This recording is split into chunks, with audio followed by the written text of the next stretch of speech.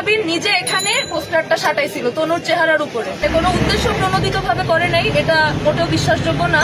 আমরা ভুলটা বুঝতে পেরেছি, এজন্যই ভাই আমরা চলে আসছি।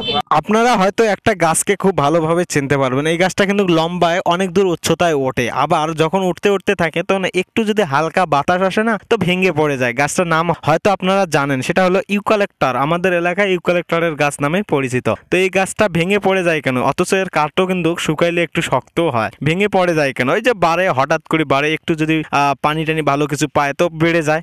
তো হয়তো আমাদের মেহজাবিন আপুও না এরকমটাই হয়েছে। আরে ভাই, তুমি সিনেমা করছো ভালো কথা, তাই বলে দেখে শুনে পোস্টার লাগাবা না, মানে যেখানে সেখানেই লাগাবা? আরে ভাই, নিজের সিনেমার প্রমোশন করতেছো, করো ভালো কথা, কিন্তু তাই বলে এমনটাই করবে? যার কারণে তো আজকে তোমাকে এই ছাত্রদের সামনে থোপের মুখে পড়তে হলো। কি দরকারটা ছিল কোন তো?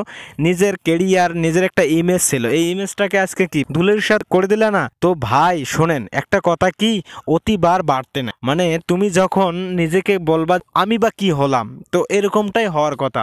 এখন কি করবে? এখন ছাত্ররা এই যে দেখেন সুন্দর করে পোস্টার লাগাইছিল, বুঝছেন? এই যে সুন্দর করে পোস্টার লাগাইছে, লাগার পর এখন কি করলো, যখন এটা আবার নিউজটি ভাইরাল হয়ে গেল তখন তাৎক্ষণিকভাবে সেখানে আসলেন এবং ছাত্ররা তাকে বলতেছে যে আপনি নিজের হাত দিয়ে এই পোস্টারটা লাগাইছেন, অবশ্যই আপনাকে আবার কি করতে হবে, এটা আবার তুলতে হবে। কি হলো তাতে? নিজের মান সম্মানটা রক্ষা হলো? হলো না তো। তো ভাই, যে কোনো কাজ করার আগে কমপক্ষে হলো 3বার ভেবেচিন্তে কাজটা করা উচিত আমি মনে করি, না হলে এর থেকে বেশি কোনো ভয়ঙ্কর হতে পারে আপনার লাইফে। তবে এই জায়গাটায় মেহজাবিন না থাকলে অন্য কেউ থাকলে কি হতো একবার চিন্তা করে দেখেন। ছাত্ররা তো মেহজাবিনকে রেসপেক্ট দিয়ে বলতেছে আপনি লাগাইছেন, এখন আপনাকেই উঠাইতে হবে। যদি অন্য কেউ সাধারণ ব্যক্তি বা ধরেন যে এলাকার কোনো মেম্বার চেয়ারম্যান এরকম হতো, তাহলে কি করতো?